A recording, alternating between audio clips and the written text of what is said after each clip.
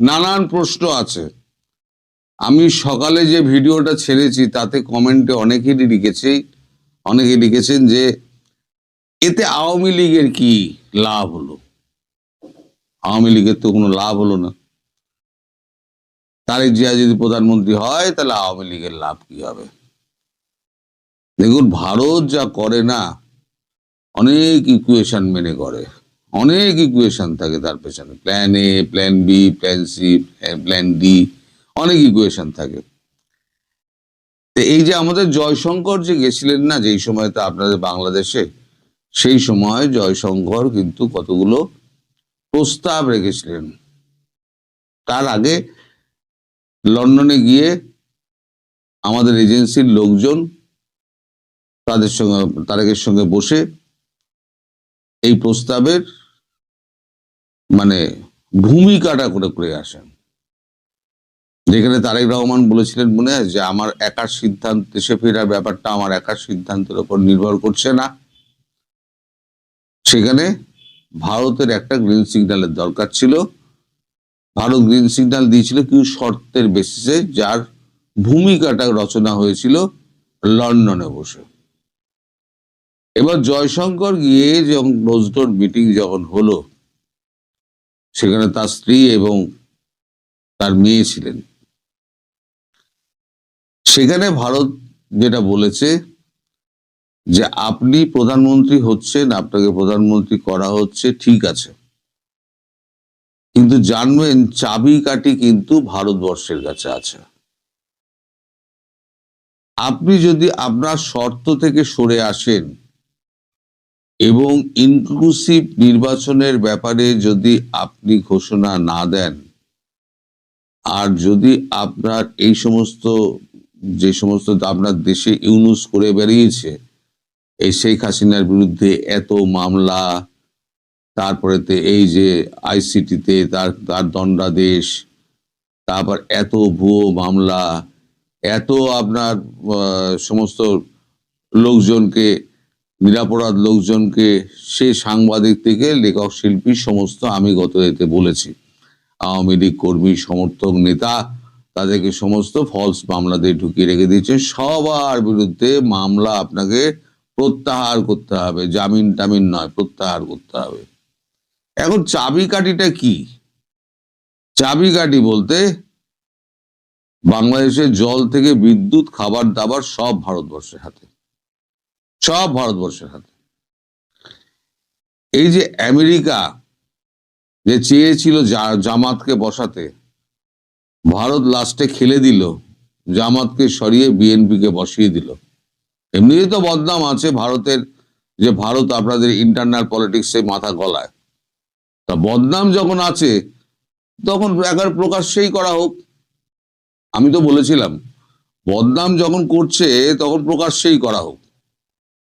তা প্রকাশ্যে যখন করা হলো, সেই সময়তে এখন যেটা ভারতবর্ষের চাবিকাঠি যেটা হাতে আছে, সেটা হচ্ছে এই যে ফেব্রুয়ারিতে আপনাদের গঙ্গা জলবন্টন চুক্তি আছে, সেটা কিন্তু এখন পিছিয়ে যাবে, মানে এখনই ফেব্রুয়ারিতে হবে না। ওটা ওই আমেরিকার এফটি এর মতো, ফ্রি ট্রেড এগ্রিমেন্টের মতো পেছাতে থাকবে, যতক্ষণ না পর্যন্ত শেখ হাসিনা দেশে ফিরছেন, মানে সেই পরিবেশ তৈরি হচ্ছে। যতক্ষণ না পর্যন্ত এই সমস্ত মামলা টামলা সমস্ত প্রত্যাহার করে এই সমস্ত নিরাপরাধ লোকেদের যতক্ষণ না পর্যন্ত মুক্তি দিচ্ছে, এবং যতক্ষণ না পর্যন্ত মানে ইনক্লুসিভ নির্বাচনের ব্যাপারে এই তারেক রহমান রাজি হয়ে শেখ হাসিনাকে দেশে ফেরাচ্ছেন, ততক্ষণ পর্যন্ত এই সমস্ত হবে না।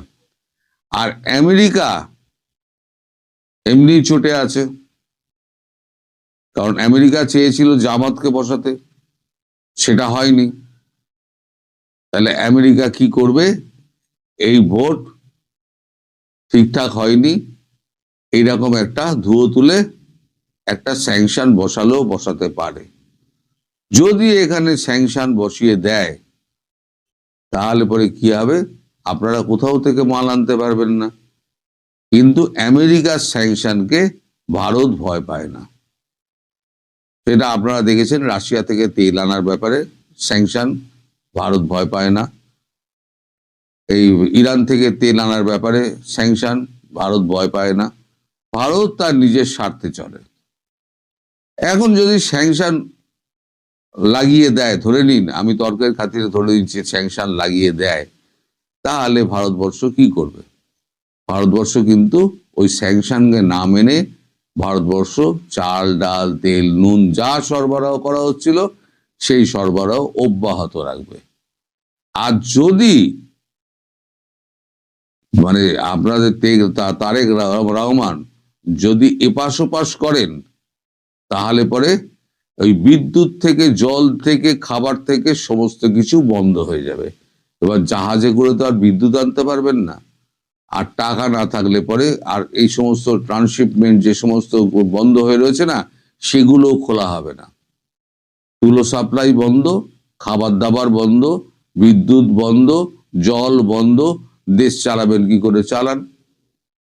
হাতে তো অর্থ নেই, অর্থ ভারত দেবে বলেছে।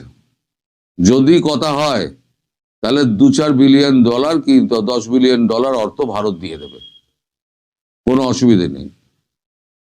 নির্বাচন হোক, সেখানে যে জিতে আসবে, সেটা আওয়ামী লীগ জিতে আসুক, সেটা বিএনপি জিতে আসুক, যেটা ইনক্লুসিভ নির্বাচনে যে জিতে আসবে তার সঙ্গে ভারত কাজ করবে। আগেই বলে দিয়েছে, এখনো বলে দিচ্ছে যে এই নির্বাচনে কোনো মান্যতা কোনো দেশ দেবে না, ভারতবর্ষ দেবেই না, আগে থেকেই বলে দিয়েছে দেবে না। এখন এই গেল সাম্প্রতিক অবস্থা। এবার দর্শক, আপনাদের কাছে আমার কিছু প্রশ্ন আছে। সেই প্রশ্নের উত্তর আপনাদের কাছ থেকে যদি আমি পাই, তাহলে পরে আমি নিজেকে ধন্য মনে করব। কারণ এই প্রশ্নগুলোর উত্তর আমিও খুঁজে বেড়াচ্ছি, কিন্তু আমি তো বিদেশি লোক, আমি তো প্রশ্নের উত্তরটা আমি খুঁজে পাচ্ছি না।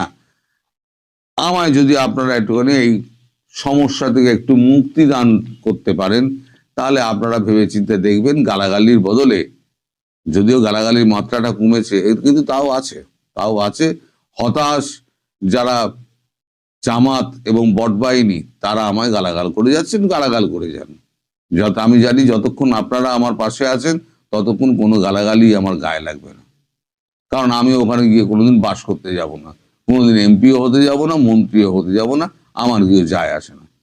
প্রশ্ন যেগুলো হলো, বাংলাদেশে মোট ভোটার হচ্ছে 12,77,11,993 জন। কত? 12,77,11,993 জন। এটা হচ্ছে আপনাদের ইলেকশন কমিশনের হিসেব অনুযায়ী। আচ্ছা, এর মধ্যে হ্যাঁ ভোট পড়েছে 98,64,421 জনের। হ্যাঁ ভোটে, হ্যাঁ এর পক্ষে ভোট হয়েছে।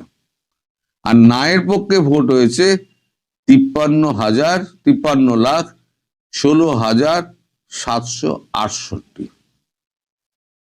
তাহলে এই দুটোকে আপনি যোগ করেন, তাহলে দেখা যাবে যে 1.5 লক্ষ ভোট আপনার মোটামুটি হ্যাঁ না এর হয়েছে।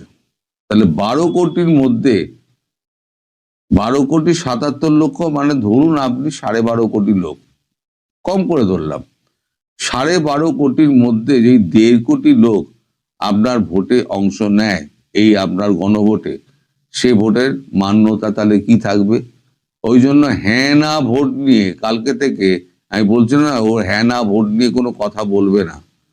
কারণ হ্যাঁ না ভোটে এই যে এত শাসন যন্ত্রকে কাজে লাগিয়ে সরকারি আমলা, পুলিশ, র্যাব, সেনাবাহিনী